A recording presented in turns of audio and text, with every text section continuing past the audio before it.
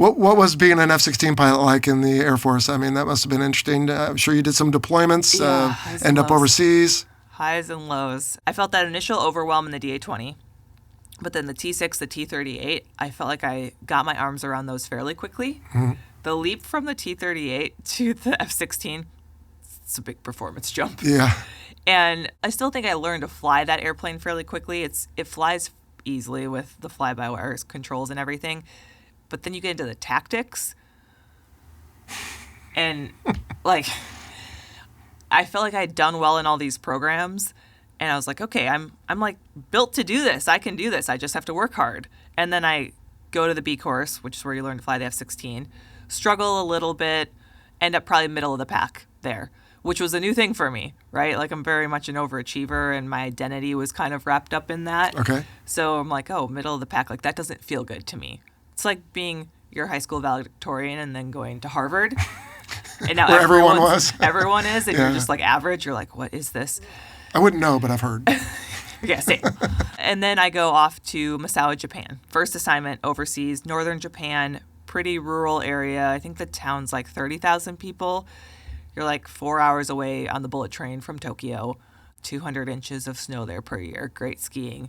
But you're used to that from Wisconsin? Yeah, the temperatures were actually more reasonable. It was pretty isolating, though, especially you don't speak Japanese. So your whole world is your squadron. Yeah. You live on base. I lived in a 4-apartment complex, and every single person in those 4 apartments was another pilot in my squadron or the other F-16 squadron on base. It's very much work hard, play hard. Everyone's families are super tight-knit. There's a lot of pros, but there's also some cons that can come with that if you start to struggle in any way because you feel like you're in a fishbowl. Yeah. Like everyone's watching your life. So I get to Misawa, and every other time where I felt like I struggled a little bit, I could work hard enough to just overcome that. And then I get there, and now it's, everyone's experienced. I am literally the only lieutenant. There's a couple other young captains. I think the other newer people had been FAPEs, okay. So they had kind of cut their teeth as a pilot for 3 years as an instructor. Mm-hmm. So yes, I am, I don't know, do you guys have the LPA, the Lieutenant Protection? Yeah, we call it JOPA. Okay. Yeah. So, like you make the popcorn and refresh the snack bar. Right. You're in charge of like entertainment and all of this stuff. It can be super fun when it's you and like a few of your lieutenant friends. Not so fun when it's you by yourself.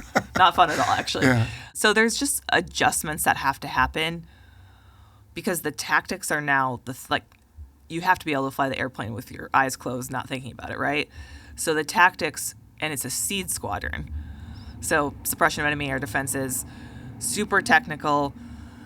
So many beeps and squeaks, things that are just not natural. Like my brain doesn't love that kind of stuff. So okay. I struggled with those concepts. And I also struggled with figuring out my identity in that world. I think we all come in feeling like we need to prove ourselves, especially with the younger pilots. There's a lot of like jockeying for position. Like you're all kind of eyeing each other up and how are they doing and who's struggling and all that kind of stuff. I very much felt that. And then like I was under a microscope and just so much pressure. Some of it I put on myself. Some of it is inherent in the environment. Yeah. Some of it does come from, there's just not a lot of women. So there seems like there's extra eyes like just waiting to see what's going to happen. Like, are you going to do great or are you going to do bad? And not that they want you to do bad, but people are just curious. Yeah. So you feel that. Yeah. And so I struggled that first assignment. And I think in hindsight, I was probably very much like an average young wingman. I mean, I got accolades from instructors and stuff and like at a normal level. I never had progress checks or like didn't fail any check rides or nothing like that. Yeah. But in my mind, it was like, how did I get here? I don't deserve to be here. Very much imposter syndrome. That can be healthy, I feel like, sometimes, because it makes you keep after it. For sure. But I appreciate the vulnerability, and I appreciate what you're saying, because part of my crusade on this podcast for the last 8 years has been to show people that it's not just what you see in the movies. Not everybody has it like Hangman, all figured out all the time. We struggle. We have real insecurities. We have real setbacks. And by the way, what we do is hard. Mm-hmm. You flying the airplane, like you just said, like that, you don't even think about that. You're thinking about fighting it. Yep. You're thinking about dealing with emergencies. You're dealing with whatever the enemy might be throwing at you.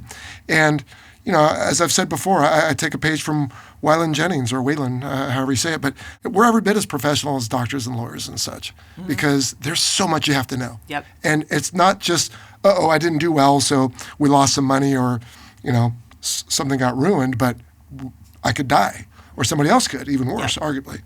Yeah. So, yeah, I assume you gritted it out and figured it out. Yeah, it was painful though. Yeah. But I think that experience informed a lot of what I speak on now, what I write about now, and what people find really relatable and really, really useful beyond just the entertainment factor and the intrigue that comes with hearing fighter pilot stories. Yeah.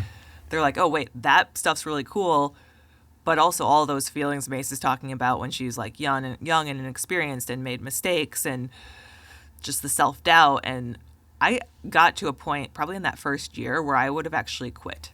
If they'd let you? I think it was twofold.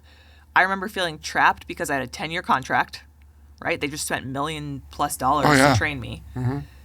And then I also was so adverse to the idea of failing and the shame that I associated with that even though I felt trapped and wanted to leave, I didn't love this like I thought I was going to, the idea of saying that and actually acting on it felt so shameful. Was even worse. Yeah. And so I stuck it out and it ended up working out. I got through that. And I think a lot of people experience that friction point if they're doing something really difficult.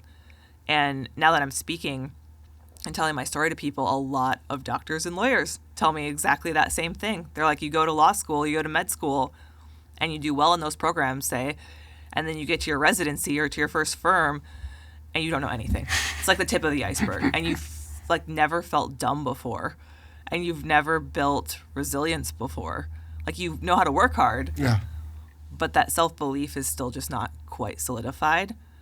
And so you have to realize that you're going to fail and struggle and crawl your way through that, and then it's going to happen again and again. And seeing that happen, seeing yourself go through that, is what builds that trust that you have the resilience to deal with those types of things. Yeah. So sometimes you just have to experience the hard stuff.